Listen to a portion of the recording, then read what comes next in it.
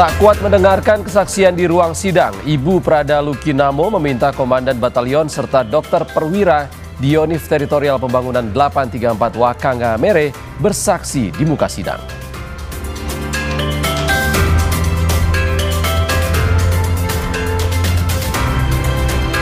Sebelas korban ledakan di SMA Negeri 72 Jakarta masih dirawat di Rumah Sakit Islam Cempaka Putih.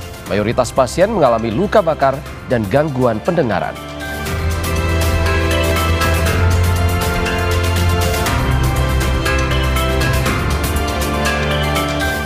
Satu bait lagu. Silakan dulu Mas Arul. Dengarlah aku,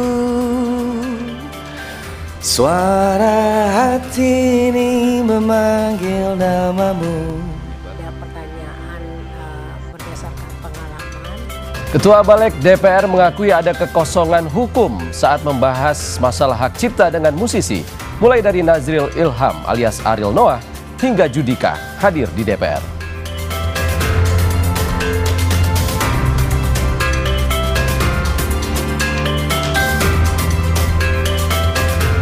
Halo, apa kabar saudara? Selain 3 sorotan utama tadi, sejumlah informasi penting dari berbagai penjuru tanah air akan kami hadirkan untuk Anda selama 30 menit ke depan. Bersama saya, Ihsan Sitorus, kita jelang Indonesia Update selengkapnya.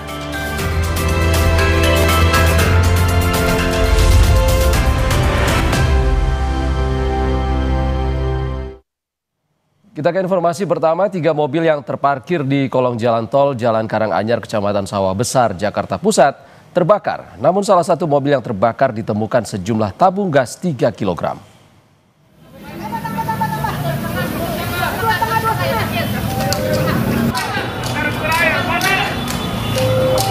Petugas penanggulangan kebakaran dan penyelamatan Gulkarmat Jakarta Pusat langsung memadamkan api yang menghanguskan 3 mobil. Mobil ini sedang parkir di Jalan Karanganyar Sawah Besar Jakarta Pusat, tepatnya di kolong jalan tol. Api dapat dipadamkan 15 menit kemudian. Belum diketahui pasti penyebab kebakaran, namun api diduga dipicu dari salah satu mobil yang menyimpan tabung gas. 1 orang menderita luka-luka dalam kejadian ini.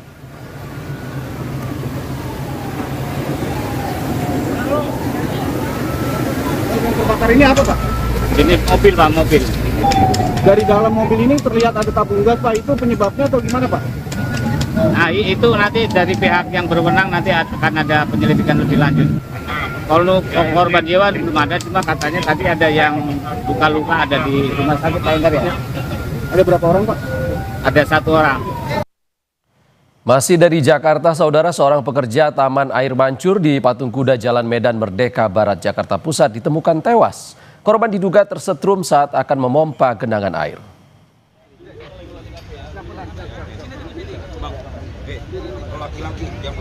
Pihak keluarga nyaris pingsan saat melihat almarhum ditemukan di area bak kontrol Taman Air Mancur Patung Kuda di Jalan Medan Merdeka Barat, Jakarta Pusat. Almarhum saat itu bertugas menguras genangan air dari area bak kontrol menggunakan mesin pompa. Korban diduga tersetrum saat akan bekerja. Peristiwa ini diketahui rekan korban saat melihat pintu area bak kontrol terbuka. Jenazah dibawa ke Rumah Sakit Cipto Mangunkusumo, Jakarta.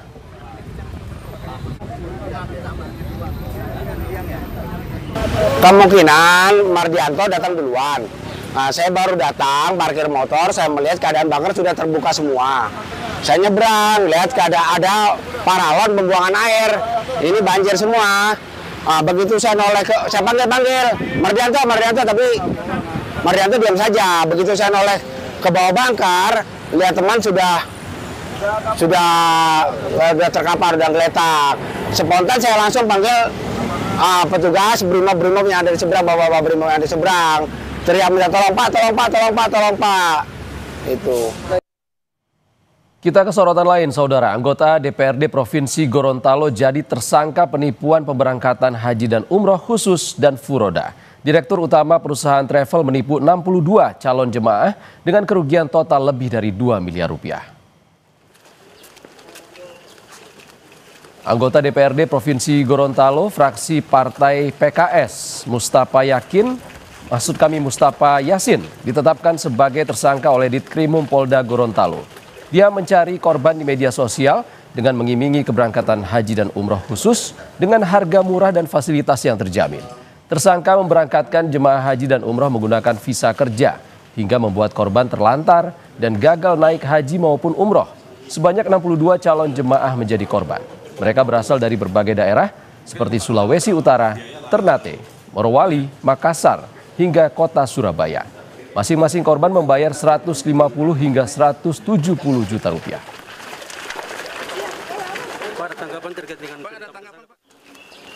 Kasusnya adalah penipuan, penggelapan, dan melanggar pasal 120, 121, Undang-Undang Nomor 8 Tahun 2019 tentang penyelenggaraan haji.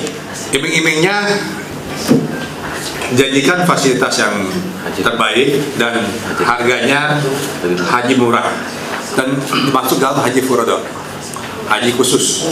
Ya, tapi kenyataannya bukan seperti itu, bohong. Kita ke informasi lain yang juga jadi sorotan. Saudara, Ibu Prada Luki Namo meninggalkan ruang sidang karena tak kuasa menahan tangis saat mendengarkan kesaksian saksi kematian Prada Luki. Ibu Prada Luki meminta Komandan Batalion serta dokter perwira di Yonif Teritorial Pembangunan 834 Wakangamere, Nagekeo bersaksi di muka sidang.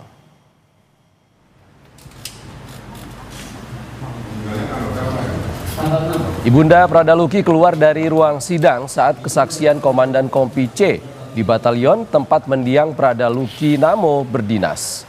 Kepada Kompas TV, Ibunda Prada Luki menyebut dokter perwira atas nama Bambang disebut mengetahui kondisi Luki baik saat dirawat di Batalion hingga di ICU RSUD Air Ramo Nagekeo. Termasuk juga Komandan Batalion tempat Luki berdinas. Dia meminta kedua orang ini dihadirkan di persidangan.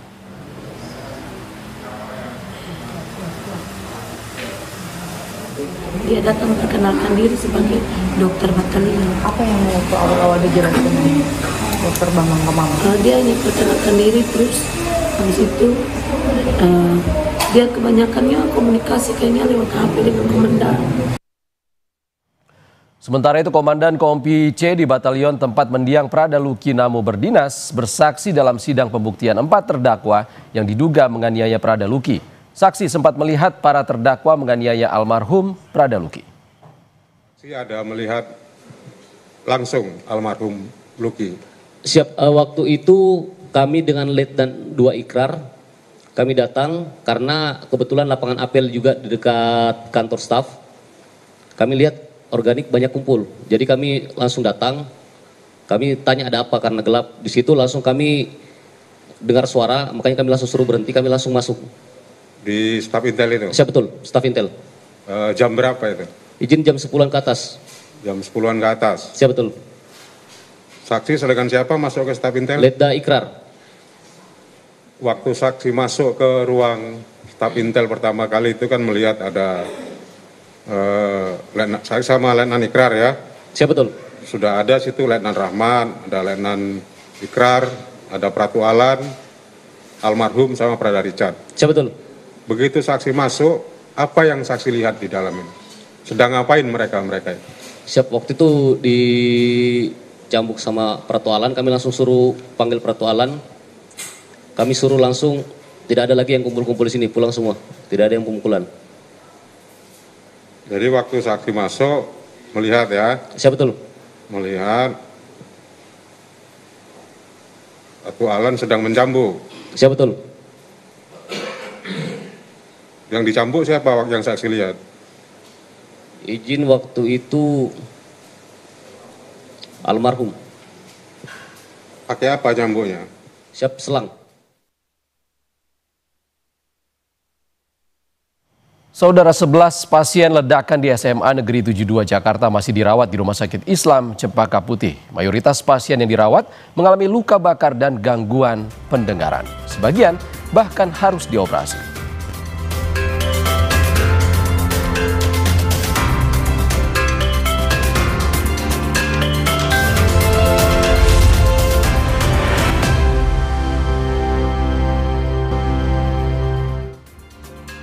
Terima kasih Anda masih di Indonesia Update. Saudara, kasus penculikan balita di Makassar membongkar sindikat penculikan dan penjualan anak di Indonesia. Bermodus adopsi anak, korban dijual via media sosial.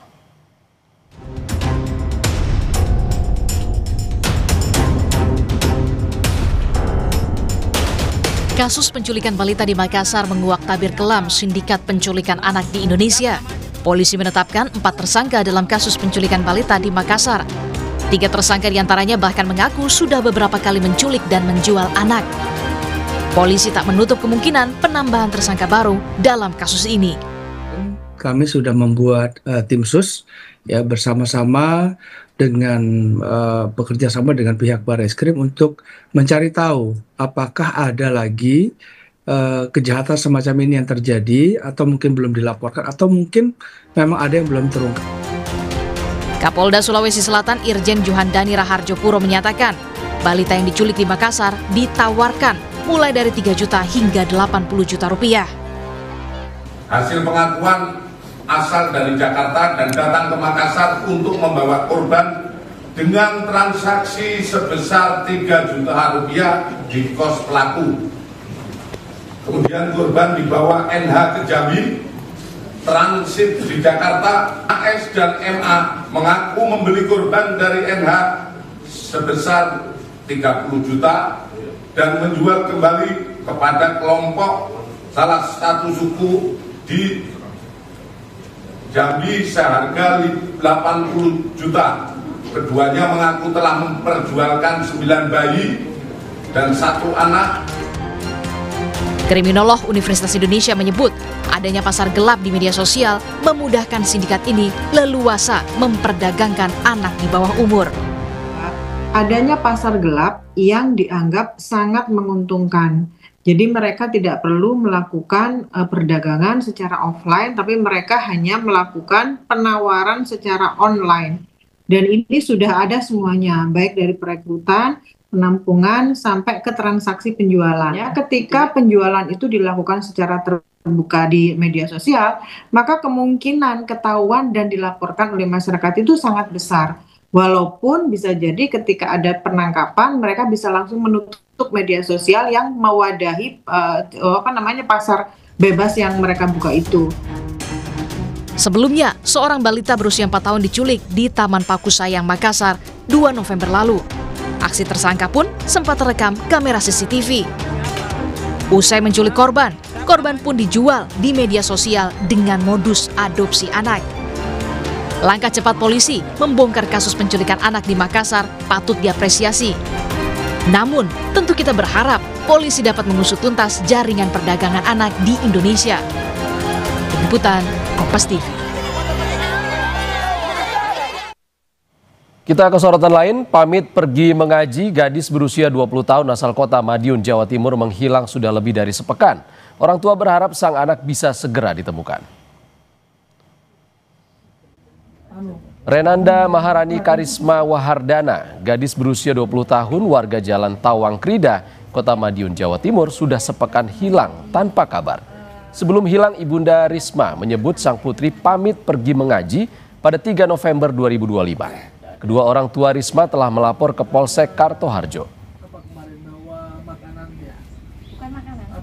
Setengah 9 tuh dia pamit sama saya untuk ngaji.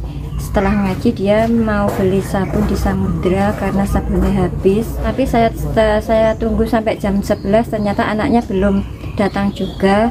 Sampai jam 12 saya tunggu, ternyata anaknya belum datang. Mohon bagi yang menemukan menghubungi kami segera karena di rumah kita menunggu. Telah melakukan penyelidikan mulai dari titik-titik keberadaannya dia, temannya dia, sampai hari ini pun kita mempertajam daripada keberadaan anak. Belum ada petunjuk atau? Ya semoga hari ini bisa menemukan titik terang ya ini. Astagfirullahaladzim.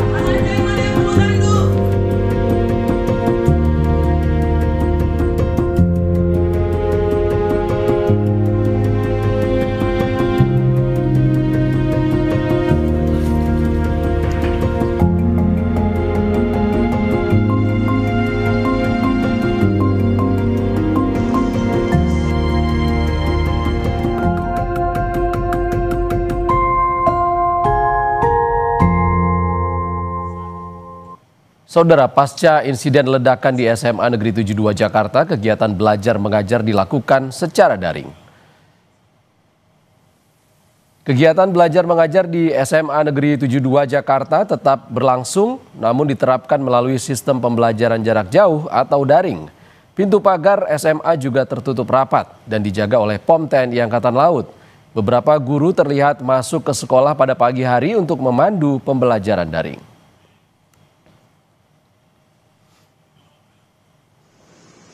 Sementara 11 pasien ledakan di SMA Negeri 72 Jakarta masih dirawat di Rumah Sakit Islam Cepaka Putih. 1 diantaranya masih menjalani perawatan intensif di ICU. Mayoritas pasien yang dirawat mengalami luka bakar dan gangguan pendengaran. Sebagian bahkan memerlukan tindakan lebih lanjut berupa operasi.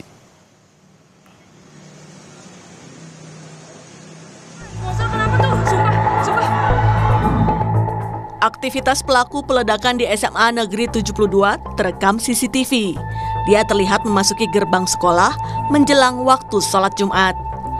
Anak itu membawa tas punggung dan sempat memantau situasi. Pukul 12.05 waktu Indonesia Barat, ia melepas seragamnya, lalu berjalan ke masjid sekolah sambil membawa tas dan menenteng senjata mainan. Tak lama kemudian, terjadi ledakan. Tindakan pelaku disebut terpengaruh konten kekerasan yang dilihatnya di internet. Bersangkutan mengalami atau merasa kesendirian. Kemudian selanjutnya yang bersangkutan mengikuti situs-situs atau melihat tayangan-tayangan dari media sosial atau dari internet sehingga menginspirasi yang bersangkutan ABH ini untuk melakukan sesuatu sebagaimana yang dilihatnya. Kapolda Metro Jaya Irjen Asep Edi Suheri mengungkap konten kekerasan diduga menjadi pemicu pelaku ledakan di SMA Negeri 72 Jakarta menjalankan aksinya. Namun Kapolda memastikan anak yang berkonflik dengan hukum itu tidak terkait jaringan tertentu. Dari hasil penelusuran Densus 88 anti teror, pelaku kerap mengunjungi situs yang berkonten kekerasan. Berdasarkan keterangan yang kami himpun, ABH yang terlibat dalam kasus ledakan ini dikenal sebagai pribadi yang tertutup, jarang bergaul, dan dia juga memiliki ketertarikan pada konten kekerasan serta hal-hal yang ekstrim. Selain itu, kami juga bersama Densus 88 anti teror telah menganalisis rekaman CCTV, ponsel, serta aktivitas daring ABH yang terlibat untuk mendalami motif dan latar belakang yang bersangkutan. Yang bersangkutan juga memiliki motivasi dendam, gitu. Dendam terhadap beberapa perlakuan-perlakuan terhadap yang bersangkutan. Nah, di sini dia mencoba untuk mencari, bahkan di situs website, bagaimana orang-orang itu meninggal dunia. Polisi juga sudah menggeledah rumah pelaku dan menyita sejumlah barang bukti seperti catatan serta serbuk yang berpotensi menimbulkan ledakan. Sementara Komisi Perlindungan Anak Indonesia (KPAI) menyatakan proses untuk anak yang berkonflik dengan hukum tak dapat disamakan dengan pelaku pidana dewasa. Tim Liputan Kompas TV. Saudara Wakil Ketua Vibrasi Suara Indonesia atau VISI, Ariel Noah mendadak diminta bernyanyi ketika sedang rapat mengenai harmonisasi RUU tentang perubahan Undang-Undang Nomor 28 Tahun 2014 tentang Hak Cipta di Gedung DPR Senayan, Jakarta.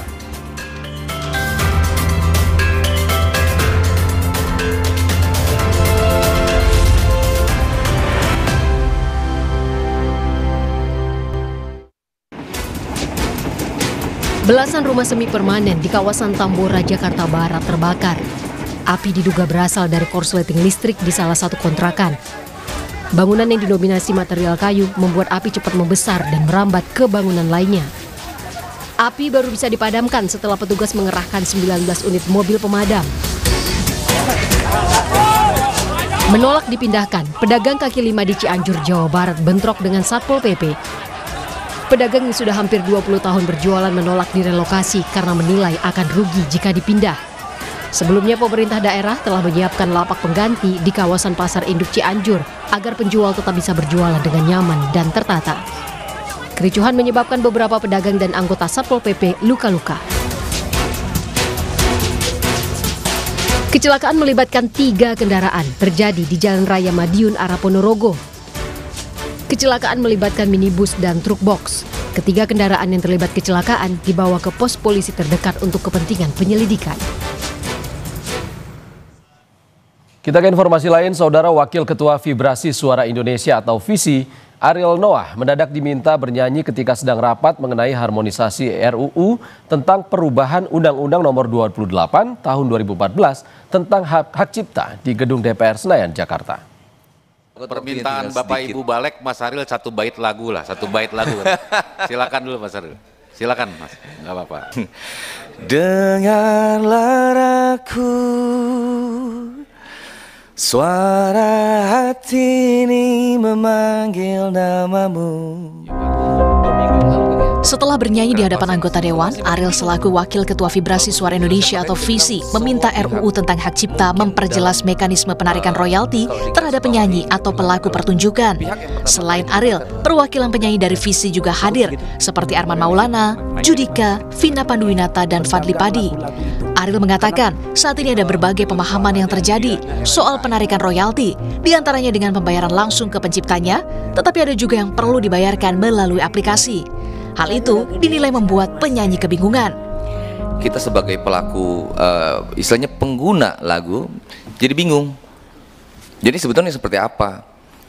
Karena kan kalau di pemikiran sederhana kita, bahwa seperti Kang Arman bilang tadi, dalam konteks performing rights, yang betul-betul direct itu sangat merepotkan gitu kan. Apakah betul mau seperti itu? Apakah tidak ada yang lebih efisien lagi? Dengan tetap mempertimbangkan kemuliaan hak dari pencipta lagu tentunya gitu. Nah itu yang mungkin nanti kita harap bisa dibahas dengan seksama, dicari jalan keluar terbaiknya mengenai itu, karena sementara Ketua Balek mengatakan keluhan muncul dari pelaku industri musik tanah air lantaran ada perselisihan. Ia menyebutkan sengketa yang dihadapi oleh pelaku musik karena masih ada kekosongan hukum di sana. Bahwa adanya peristiwa hukum terkait dengan dispute ya antara penyanyi dengan pencipta. Ya, cukuplah sudah. Ahmad Dhani dengan Once, ya. Tapi ini yang Bapak Ibu, ini yang rugi ini bangsa Indonesia. Rakyat Indonesia yang rugi. Kita nggak dengar suara Sting lagi di lagu Dewa begitu, ya kan? Ada ciri-ciri Stingnya di Dewa itu kan nggak ketemu. Ya akhirnya damai lagi lah kembali kan, bersatu lagi, sehingga kita penikmat ini kan, nah tinggal nanti undang-undangnya. Jadi kita lihat ini bukan persoalan personal Mas Arielnya, bukan Mas Piunya sebagai, bukan. Ini persoalannya ada kekosongan hukum. Rapat dengar pendapat umum telah digelar Balek DPR RI dengan Asosiasi Komposer Seluruh Indonesia atau AKSI, Vibrasi Suara Indonesia atau VISI, dan Asosiasi Industri Rekaman Indonesia atau ASIRI terkait harmonisasi RUU tentang hak cipta. Tim Liputan, Kompas TV.